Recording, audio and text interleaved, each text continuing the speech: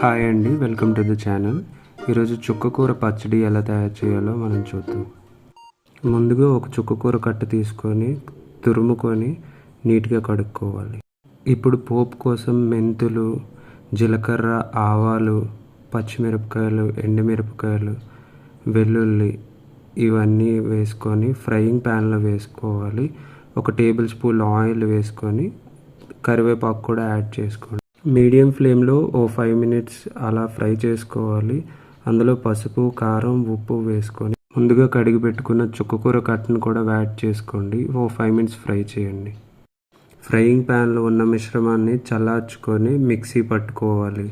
మెత్తని పేస్ట్లా తయారు చేయాలి. ఈ విధంగా ప్రిపేర్ చేయడం నేను మా అమ్మగారి దగ్గర నుంచి నేర్చుకున్నాను. చుక్కకూర కంటి చూపుకు మంచిది, అలానే రోగ నిరోధక శక్తిని కూడా పెంచుతుంది. Thanks for watching. Please do like and subscribe for